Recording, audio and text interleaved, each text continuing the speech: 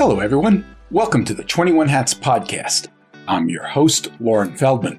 In this week's bonus episode, David Billstrom and Matt Raker, two business leaders who have played important roles in Western North Carolina's attempt to recover from Hurricane Helene, talk about what we're still figuring out about disaster recovery. The world tends to move on pretty quickly after an event, but the economic recovery can drag on for years, and it can be especially devastating for smaller businesses. The data from other catastrophic storms, David tells us, suggests that more than half of the small businesses in the Asheville area could be gone within a year. And of course, those odds are not improved when insurance companies find ways not to pay claims and when government takes too long to respond. As you'll hear, at the time we recorded the conversation in mid-December, the U.S. Congress still had not appropriated funds to help. That did finally happen at the end of December, but it's still tempting to ask, shouldn't we be getting better at this? Even in good times, owning and running a business can be a lonely pursuit. Our hope is that these conversations will let owners know they are not alone in facing challenges. In fact, that's the whole idea behind the 21 Hats community, engaging with other owners to get the kinds of insights only another owner can offer. If you're interested in learning more, step one is to sign up for a free trial of the Morning Report, which highlights the most important news of the day for business owners so you don't have to go looking for it. Step two is to get on our Slack channel, where you can ask questions, get vendor recommendations, and tap the wisdom of a very impressive crowd. Just search the 21 Hats Morning Report to subscribe. Joining me this week on the podcast are David Billstrom, whose consulting firm Flashing Red Light is based near Asheville, and Matt Raker, who is Executive Director of Mountain BizWorks, a community development financial institution based in Asheville. The episode is titled, We're Not Saving Lives, We're Saving Livelihoods. Welcome, David and Matt, our special guests today. It's great to have you here. You've both had very intimate views of what Helene has done to the businesses of Western North Carolina. Maybe you could start by telling us about what roles you've played. Matt, you first. Tell us what a CDFI is, and then tell us what yours does. Yeah, so I work for an organization called Mountain BizWorks. And as you said, we're a CDFI, or a community development financial institution. So we're a nonprofit, mission-driven small business development organization. We really believe in the power of entrepreneurship as a pathway to economic opportunity. And we work all across the, what we call Western North Carolina, or the mountains, the Appalachian Mountains region of North Carolina. We've got our main office in Asheville, but we serve the whole mountains region, which is a very rural region. It's a very small business driven region, with like 99% of businesses in our region are small businesses. And so CDFIs are a great resource for access to funding whenever bank capital is not available. A lot of different scenarios where that comes into play. And we've seen CDFIs are a powerful type of entity, very useful in times of after natural disasters, as we've seen now, and also saw during COVID a few years ago as well. So it's fair to say that you had relationships with lots of businesses in this area well before the disaster hit. Oh yeah, 35 years of working in Asheville and across the region. So really, really deep relationships. David, how about you? Tell us a little bit about your background and how you came to know the community. Well, I'm not from Asheville, but as I heard someone once say, I got here as fast as I could 15 years ago. And I've had a long career in tech and venture capital, and I moved here with my own job, working remotely as an advisor to entrepreneurs and executives, really all around the world, but largely not here. So this was before remote was a thing. And that meant that I brought, I think my rough count is 50 businesses now that I've either invested in or been a board member of or been an advisor to over about 40 years. So everything from Walt Disney, where I was a vice president, down to operations that started in garages and stayed small. So that breadth is really what has fueled my interest in the Asheville community. And along the way, I've spent much of my adult life in the outdoors. And that's one of the reasons why I love being here in the Blue Ridge Mountains. And so many of the businesses I've been involved with are in the outdoor industry. And either on the service side, providing experiences, or manufacturing clothes, equipment, and selling products and at retail. So all of those businesses were affected by Helene. And that's really the lens that I was looking at it during and after the event.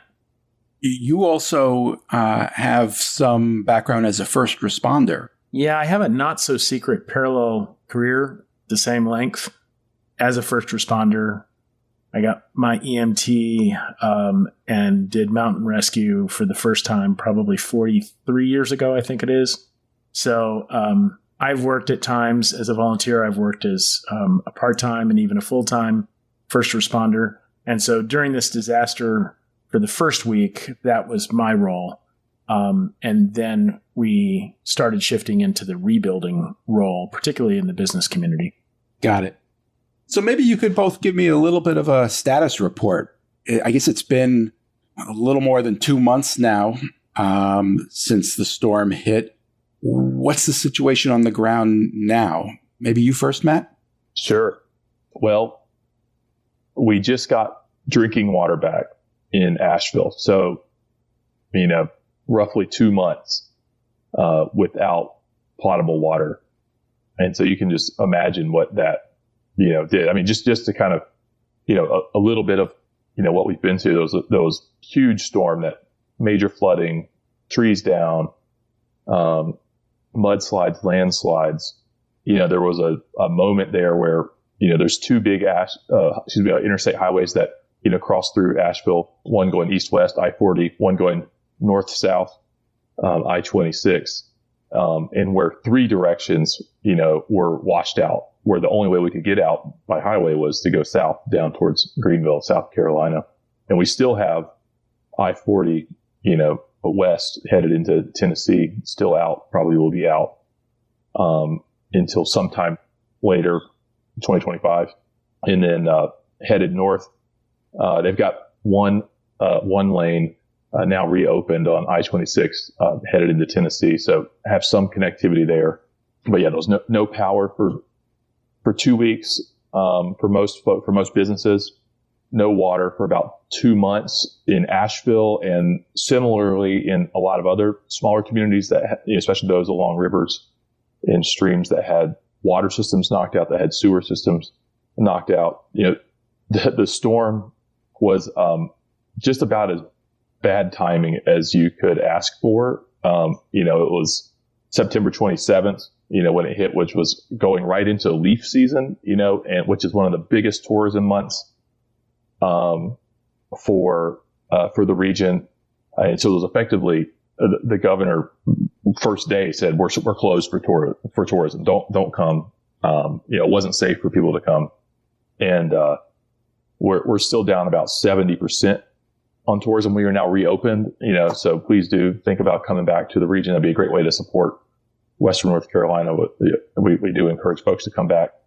But yeah, we're still down, around 70%. And so it's been, well, I'm sure we'll get into it, but it's been really hard for, so many businesses just to kind of figure out how do they navigate this, how do they get back to being fully open. Could you give us a sense, walk us through Asheville a little bit. What would we see today if we were there? So in the downtown area, which is up on a hill, physically is pretty good now. And now that we've got water back, we're mostly able to be, opened again, and businesses are coming back.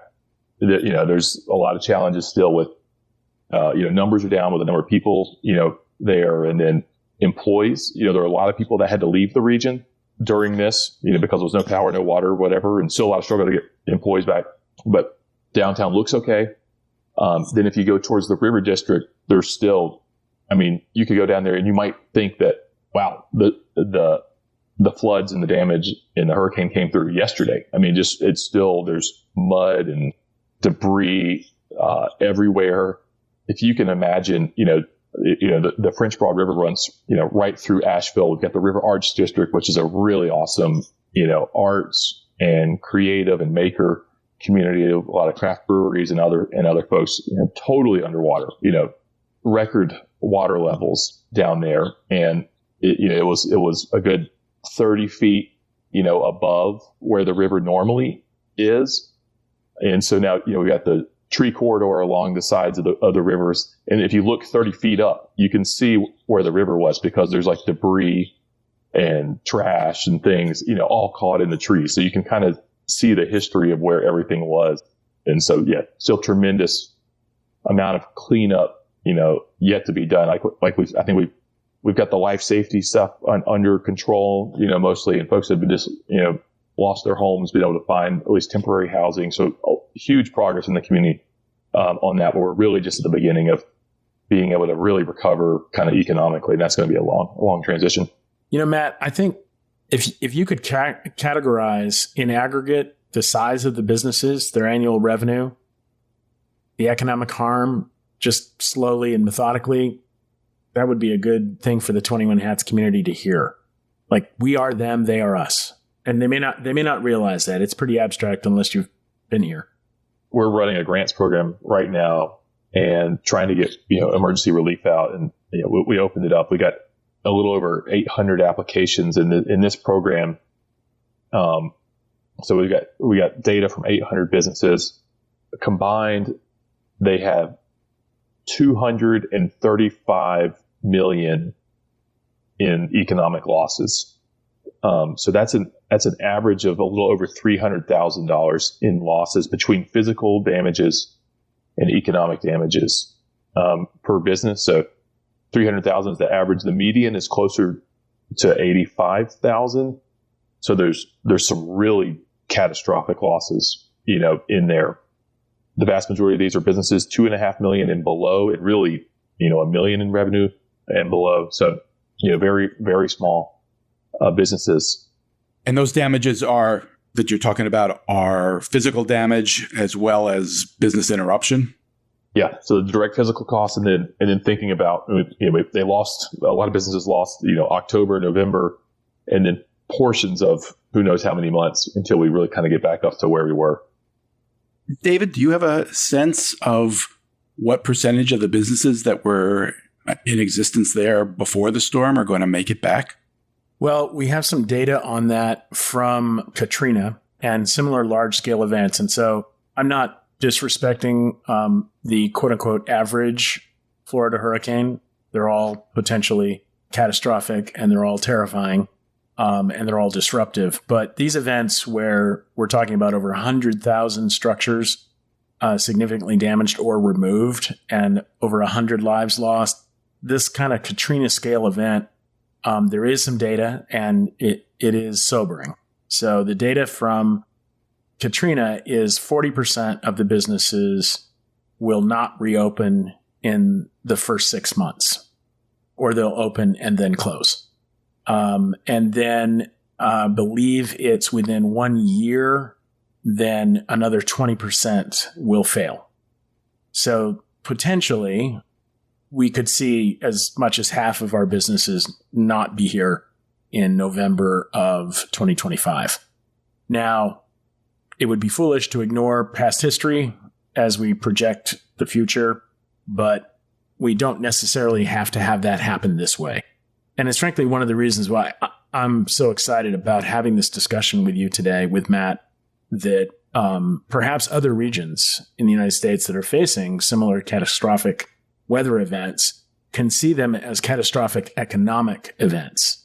This is surely an economic catastrophe. And as Matt was saying, large swaths of the service economy employees are just not here.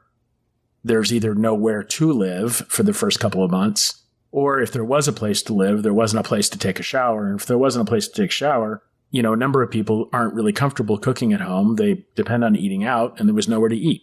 one of the things I noticed among many of my friends and colleagues is if you have school-age children, you had to leave because there was no childcare and there was no school. Some of the schools opened, Matt, about 6-week mark, I think? Yeah, that's right. Yep. So for 6 weeks. Yeah, we enrolled our kids in Virginia schools, because they said it could be 2, 3, 4 months before schools were able to reopen, before they could get water back. So when the kids leave, at least one of the parents has to leave. Many families are 2 income, even if one of those might be part-time. So that either is not here and working remotely or just not working. These issues are suffered more painfully the lower on the economic scale you go, and you can see it. So even today, I notice at lunch, I don't have a problem finding a table. And I try to eat out as much as I can to support the restaurateurs that I know. And I'm seeing them because they're working in their restaurants because they don't have enough staff. But their restaurants aren't full. And the roads are full, but those are dump trucks and Caterpillar excavators and trailers and dust. So their streets are very, very busy, but it's not with employees who live here. So the economic catastrophe is something we definitely want to focus on. Well, Matt, the data that David referred to was based on the experiences of other locations during other disasters. Do those numbers, though, match up with your gut sense of what you're seeing and experiencing talking to the businesses in your area? Yeah, I mentioned we're like a real local, small business driven, community.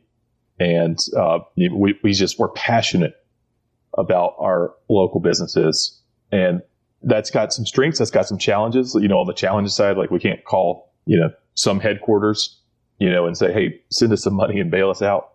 But it creates tremendous relationships and community engagement and really strong customer bases, that love their local businesses.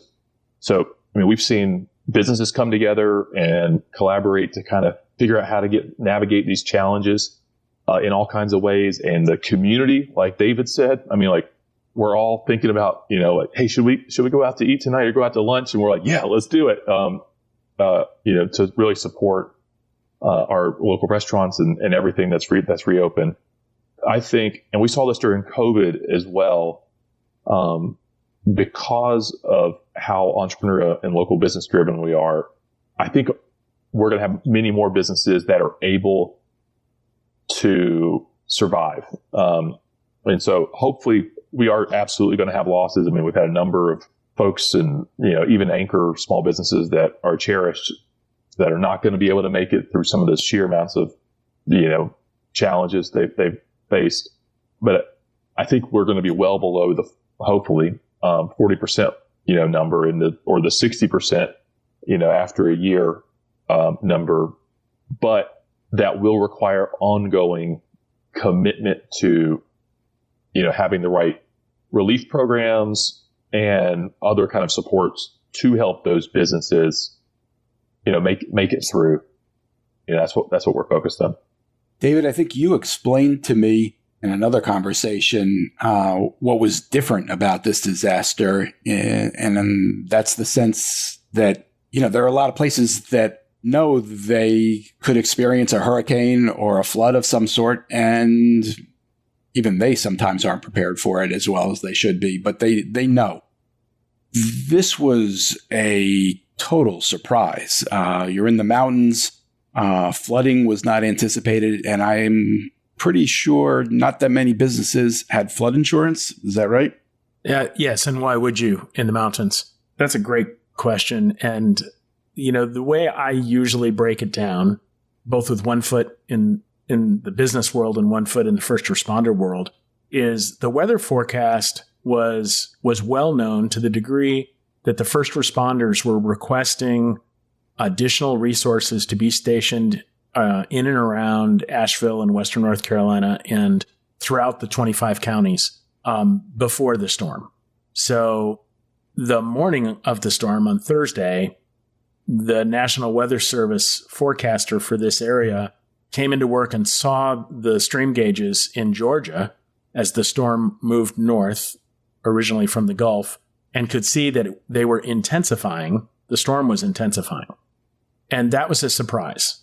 I'm no weather expert. I'm not even an amateur weather enthusiast, but my understanding is hurricanes have never strengthened. They've always weakened in this scenario. And in this case, it was strengthening. Unlike Florida, this is the second component of the three issues. We don't really know what to do with that kind of forecast in the area. So do we tell everybody to evacuate? If so, how are they going to do that? Does everyone have a car? Despite the two interstates, they're pretty small by interstate standards, and everything else are 2-lane mountain roads. So it's not even clear that evacuation is a good idea. That really leads us to the third problem, which is they didn't know where. So from my house in Black Mountain, which was absolutely one of the ground zeros, one of the multiple ones, we actually had tornadoes in the neighborhood, both evidenced on the weather radar and by the twisted trees in the aftermath. So tornadoes in the mountains at 2,500 feet and 5,000 feet, my understanding is that's never happened before. And 20 minutes from my house to the east, no problem. Bad thunderstorm, that's it. A little standing water on the road, creeks overflow, quote unquote flooding, as I think most people imagine flooding.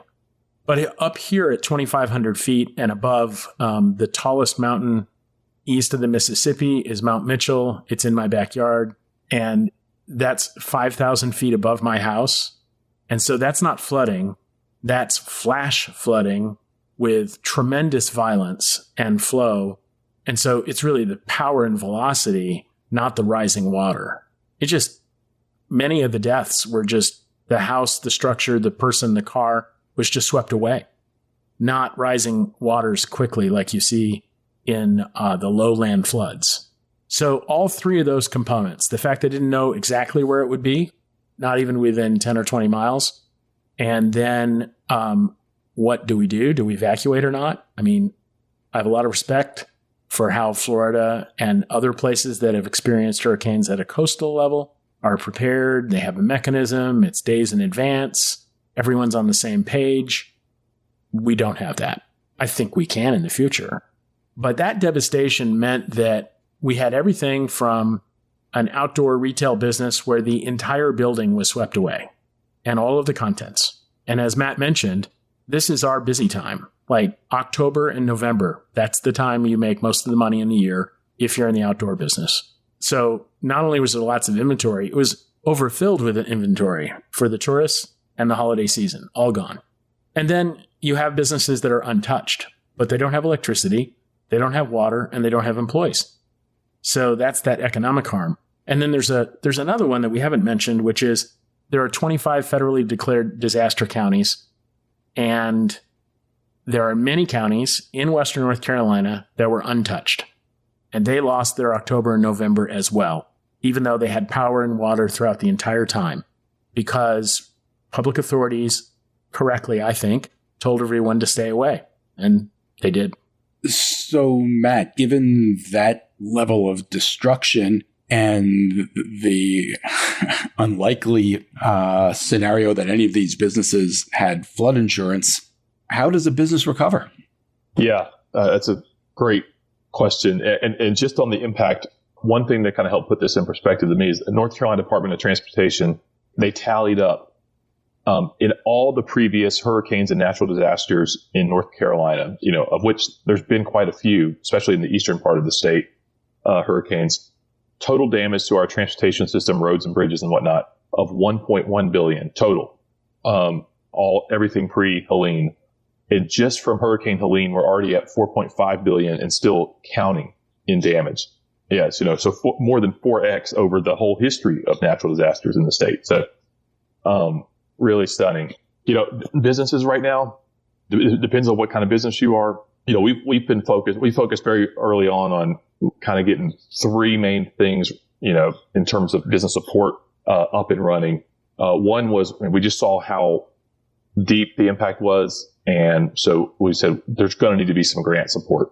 So looking at how, the money that just helps folks pay some of the recovery costs, some of the rebuilding costs, and get some of that just community support too behind them to know that, we're there for them, that encouragement to be able to, come back.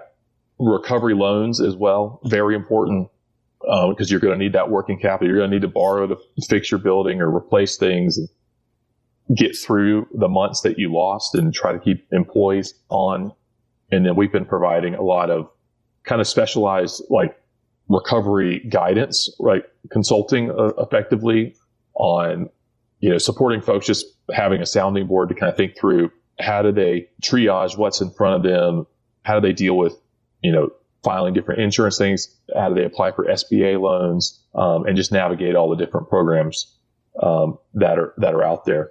And I think, we've done this not just Mountain BizWorks, but all the small business and entrepreneurial groups across the region.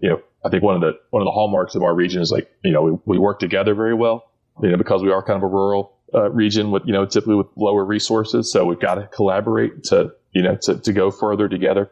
And so that really benefited us. We were able to quickly get together and figure out what's going on. Where's everyone at? What do you need?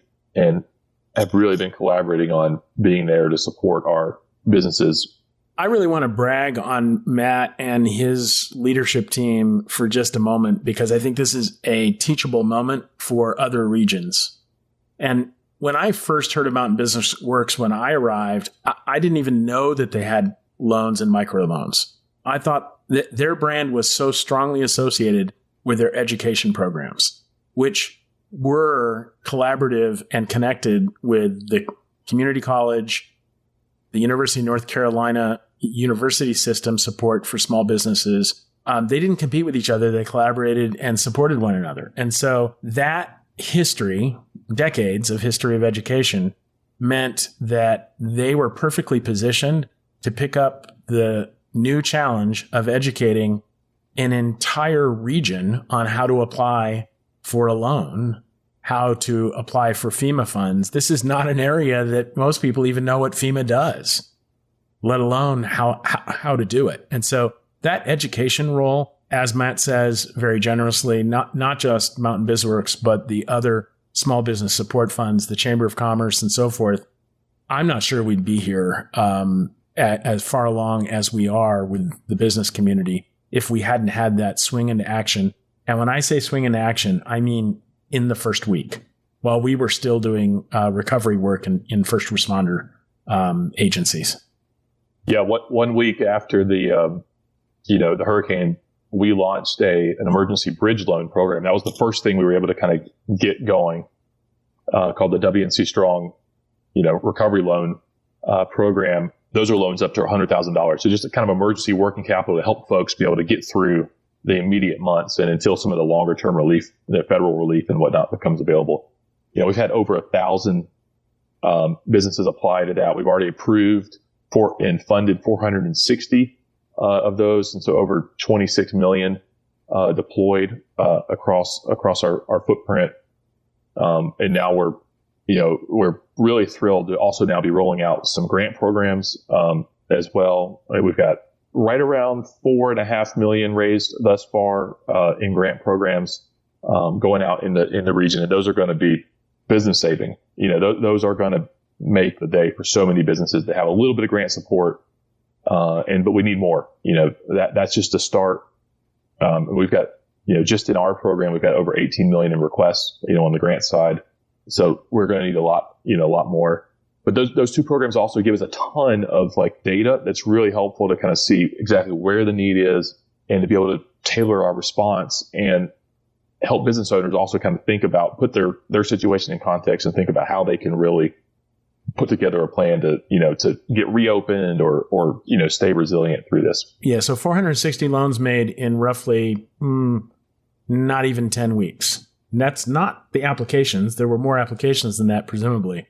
So I would challenge any region in the United States to process from zero that kind of rate. And my understanding, Matt, is part of that was because you already had the test run with the pandemic.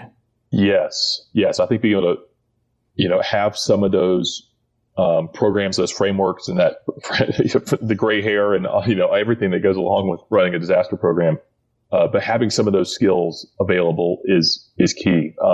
CDFIs across the country were on the front lines during the pandemic, and I think nationally we're going to have more natural disasters. There's going to be more climate impacts, more things. So I think all communities really need to be thinking ahead of the disaster. And we're still, even though we've been able to use some playbook from previous, we're still inventing a lot of stuff as we go after the disaster, which is the worst time to be able to create a program when you're also navigating a crisis and everything. But yeah, I think really encouraging folks to be thinking just like we do on the life safety side of like emergency services, preparedness, thinking about on the economic recovery side, what does that resilience for our community look like? And I kind of say it's like we're not saving lives, but we're saving livelihoods, because we know so many of our small businesses and the jobs they support really is the backbone of our economy here. I want to ask you a couple of questions about the recovery loans. One is, I believe I've been reading that the SBA disaster loans are depleted at the moment and not available. Is that still the case? Yeah. You brought up a real sore topic for us. Yeah. We're not very happy about that. And that's awaiting appropriation from Congress, I assume. That's right. Yep. SBA, really since Maui, has been saying they are running out of money. So SBA, U.S. Small Business Administration, runs a disaster loan program, which it really is the main recovery tool for small businesses. Because typically maybe you can get some local grants or things like that, but federally it's these disaster loans. It hasn't been available at all. It ran out of money, right when Helene hit, and then we also had Hurricane Milton in Florida right after that too. So they've had no money, and they've got something like 10,000 applications. So they're still taking applications in tremendous demand. Normally there would be hundreds of millions of dollars in relief flowing through that program, and we've had none. I mean, technically we've had 5 million, but that's such a rounding error. It rounds down to zero effectively. That must be incredibly frustrating. Incredibly frustrating. Yes. Yeah. So we have private foundations, and we have so we were able to get some state allocation to fund some of the loans that Mountain BizWorks is doing now. And that is maybe another point of preparedness for the 21 Hats audience, which is some of us are actively involved in advocacy at the legislature and with the administration at the state level, less so at the federal level, but we have some of that too within the business community. And we've needed to reach out, and we have found the legislators, for the most part, want to know what we think. Some of them are business people, but many are not. So, for instance, there's been quite a bit of fast education on behalf of us advocates as explaining the difference between an SBA loan and a government grant, because many of these small businesses were already servicing debt, as most of the 21 Hats audience is familiar with their existing business. Now imagine servicing your debt, and then the pandemic happens. So then you take one of those government loans at a low interest rate, but it still has to be repaid. And then you lose the 2 best months of your year for revenue. Now, how do you feel about getting a loan where you need to sign a personal guarantee with your house? That is the reason why we need the grants, because some of our most experienced business people with traditional businesses that are loved and in a great location, this is tipping them over the edge. That's it. I've been working for 10 years or 20 years or whatever it is to create this business that employs people and funds livelihoods. And I've already had debt. I don't have flood insurance because I wasn't aware I lived in Florida. And now my best option is to sign for more debt. So it's not free money from the government. It's really bailing out the majority of the employers in the area, not unlike some very large scale government bailouts that have occurred for business in other sectors. That's actually something I wanted to ask you about. I guess the question really is whether recovery loans are even the right tool in the aftermath of something like this. There are plenty of businesses that got idle loans that were exactly as you said. They already had a debt to service, and now you're piling more on top of that. Who knows how sound their business model was before the disaster? It probably wasn't improved by the disaster. What are we learning through this experience? Are recovery loans the right approach? Well, I'll let Matt answer in just a moment, but I wanted to give a little bit of local color. right next to my town is another town where I worked in the fire department part-time for 10 years called Swannanoa. And you may have seen Swannanoa in the news because it had some of the most horrific loss of life. And it's a low-lying valley. So with the businesses built along the river. So it was one of about 10 communities where more or less all the businesses were just swept away. And so their recovery is going to be measured in years, not months.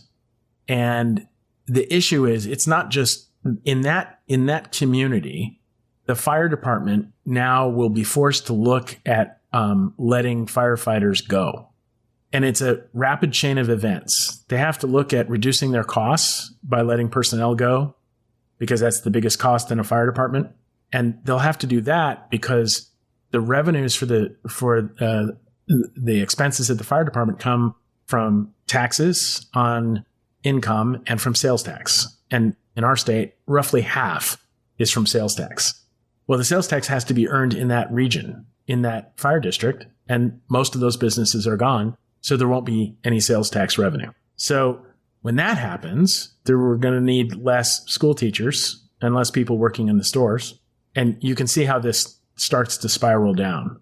So it's actually not a loan. It's an investment in the future taxation and support for other jobs in the region, because it ripples outwards. Yeah, that's a good point, David. I mean, there's a huge cost down the road, if we don't act to save the fabric of small businesses that we have. I mean, the lowest cost time is like right away, to get that recovery capital to businesses. And I think we definitely have to be, looking at not just recovery loans, but think about like the forgivable, paycheck protection loans, during the pandemic, hugely important to so many small businesses. And so I think, we think about how much do we spend on, economic development to create new jobs, in our communities, to attract large employers. Recovering these jobs is like the biggest economic opportunity we have right now. And so many of our small businesses, they're people's retirement funds, their kids' college funds, it's everyone's, their house mortgage and their rent. So if we lose those are going to be devastating long-term consequences. And the ripple effects, as David said, if those employees leave or those families leave, the communities in your schools start losing children, and they start losing funding. I mean, you get into a vicious cycle there if you don't act at the level that's really needed. So we do think, we need to look at things beyond just loans. In this environment, have you guys seen examples of the kind of entrepreneurial resilience that we all saw after or during the pandemic? What are entrepreneurs doing in your area to survive that you've noticed? First off, so many of our restaurants, I don't know how they did this. They just figured out a way to just make meals and give them out to first responders, give them away for people in their neighborhoods. They weren't charging anything. And then they had to kind of figure out, all right, well, how do we get water? And there was a whole series of different entrepreneurial solutions for how to do that. We had people like having these totes popping up at all your restaurants, that big containers where you could have potable water there. And then people in other nearby communities, they would like fill up several of these or tankers in their trucks where they could get water or well water. And they would drive around, Asheville, for example, and refill these up at businesses, every day. So it was like a whole little cottage industry around that. $1 a gallon. Yeah. There were some big businesses, but there were also some small businesses that were just able to connect the dots between, all right, these people have well water or access, in a town that was less impacted. We're going to truck it in, every day. We're pretty happy and proud about our, craft breweries that we have here, which obviously takes a lot of water, to make beer. And several of those, if they had water, or they were able to, with partners, to get like tanker trucks of water to come in from other breweries from out of the region, they would say, hey, we're going to fill up, we'll bring you a tanker load of water.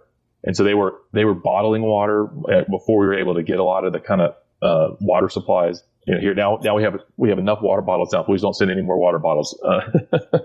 But that was so important. And then they were figuring out how to get that to different places so they could get some level of operations back up and running again, just trying to do something to get back open. I think some of the entrepreneurial improv that I've seen has revolved around transitioning from those free meals to selling meals, to selling meal experiences. And just like COVID, where restaurants switched to a counter model instead of a table service model, same kind of innovation, restricted menu, able to get it for go. World Kitchens came, and I don't know if you're familiar with their model, but they employ local chefs and restaurant owners so that they and their staff stay employed to make the food that World Kitchens gives away. And we also saw some of the retailers that saved their inventory were able to turn around and have a pop-up location outside of the direct flood zone, but staying in the region. If there was one thing that you could change about the way this country responds to disasters, what would it be? What's the one thing that you've learned from this that you would most want to emphasize? Either of you. For me, it's you don't want to be coming up with your disaster response programs in the middle of a disaster, and that's been so much of how we've been doing it across the country, particularly on the economic recovery side, how we support businesses and entrepreneurs. We need to really have some tools and systems that are available for communities all across the country. So, how do we learn some of the best practices from areas that have fared and figured out some of these things that work? We've certainly got some lessons here. We got some things that we don't want to do as well. But I think being more ready there, so that, when communities, hopefully they never do have one of these, but we know that, there are more and more of these type of events happening, that there's more of those off the shelf kind of tools, and we can be more adaptive and respond quicker and do a better job saving, more of these businesses and not having those long-term impacts. How about you, David? Well, I don't know that I have a simple answer. I think it's part of what Matt said. That economic disaster of the pandemic illuminated really how America works, that the service economy is largely populated through small business, not large business. Yes, there's lots of McDonald's, but the vast majority of the folks work in smaller restaurants. And those restaurants, as we learned in the pandemic painfully, only have 2 or 3 weeks of cash flow.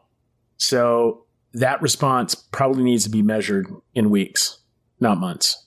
And the federal government and the state government are not set up for that. They're just not. And in the pandemic, I think the mistakes were made in the PPP structure. I personally know of some businesses with 20 or 30 million in revenue, with fat margins and no real risk to their job force, who got PPP loans on the order of $2 to $4 million, which were forgiven. And it was just free money from the government. I don't judge that looking backwards, because we had so many success stories from PPP where businesses did stay and thrived and kept people employed, and we did not have an economic disaster that we might have had. But looking forward, I think we would like something a little more accurate, a little more precise, a little more efficient than the PPP program that was thrown together, which, by the way, took longer than 2 weeks before the first check started arriving. I don't have the solution, but I have the problem statement. In my work with business owners of all sizes, insurance is not our first topic, but it's not our last. And one of those pieces of insurance that's a big surprise is that your property insurance and your general liability insurance is not going to help you when there's a flood. That's an out. But what was shocking to at least 4 business owners that I know intimately well, in all 4 cases, they have yet to see a claim approved for their business continuity insurance, which, as most 21 Hats community would know, is very expensive insurance. I've only bought it once for one business. It didn't make sense for the business model for the other businesses. And all 4 of those business owners stretched and paid the premiums And they are not seeing claims because in the policy deck sheet, there is an exception for flood. And one of those 4 didn't have any flood damage. They just didn't have water or electricity from the town. They didn't have water or electricity from the town because of you guessed it, flood. So that's the basis of that claim being denied so far. So the claim was denied even though they weren't physically affected by the flood, but their access It was a derivative effect of the flood. So we're going to see some of this play out in the courts, but I think fundamentally business owners educating themselves on the limitations of their insurance and understanding that in these climate events, the insurance industry, as I have read in the business press more than once, the insurance industry has figured out climate change is real, and they have changed their policies carefully and methodically so that they don't have to pay for it. And they're not. I don't think I've even heard of anyone getting any insurance claim. And I'll add one thing on the insurance thing is, you can only get flood insurance if you're in the floodplain, and what we saw was a lot of this damage was beyond the floodplain where you can't even get flood insurance, so they're totally uninsured. That's going to be more and more common, as we look at climate events. So we've got to really rethink insurance, and make that really work better because that could be a tool, that can be one of the key tools where you can get funding quickly in theory, if we look at it and have it set up in the right way. Are both of you confident that Asheville will make it fully back and be the special place it has been? Yes. Yeah. Where our communities come together and there are going to be hard times, and things that are going to be different. But the strength of this community is so apparent, and we really rallied together, and we really do, like I said, invite everyone to start coming back because we are open, and we want you to be a part of our comeback story. Yeah, I agree completely. You can't really kill the place, and you certainly can't kill the culture, and it's a culture of resilience. This region is an area that is culturally and geographically remote from the power centers in the South, but it's where they come for vacation. So this is going to be fine, but it's going to be painful. It's going to be painful rebuilding. It's going to be tough. And of course, it won't be fine for everybody. Not everybody's going to make it back. It will not, and as usual, equity is going to rear its head, and people most disadvantaged are the ones that are going to hurt the most. My thanks to David Billstrom of Flashing Red Light and Matt Raker of Mountain BizWorks. Thank you for taking the time. I really appreciate it. Somebody wants to contribute? Is there a place you'd recommend they go? Absolutely. Thanks, Lauren. Yeah, people can go to WNC, as in Western North Carolina, WNCstrongtogether.org. And you can see the latest of where we're at with the recovery. And there's a place in there to donate to impacted very small businesses across Western North Carolina. Yeah, and I'll add that any donation of any size really does make a difference. At this point, I'll put a plug in for the outdoor spaces that are near and dear to my heart. In outdoor recreation, we set up a fund, myself and some other folks, to fill in the gaps not covered for the outdoor spaces, and that's rebuildblackmountain.org. Great. Thank you both. One thing before you go. Everything we do at 21 Hats is created by entrepreneurs for entrepreneurs to help us all learn together. If you get something out of listening to these podcast episodes, consider joining the conversation. You can do that by joining the 21 Hats Sounding Board, a Slack channel where you can tap the wisdom of a very smart crowd, or by becoming a founding member and joining our monthly Zoom forum, where you can be part of conversations much like the ones we have on the podcast. You can sign up for both by subscribing to the Morning Report. If you have any questions, you can email me at lauren@21hats.com. And if you get something out of this podcast or out of the Morning Report, please tell a friend, tell an enemy, tell every business owner you know. Your word of mouth, owner to owner, will always be the most effective way to build this community for all of us. Thank you. It means a lot. This episode was produced by another entrepreneur, Jess Stuberon, founder of Blank Word Productions. Thanks for listening, everyone.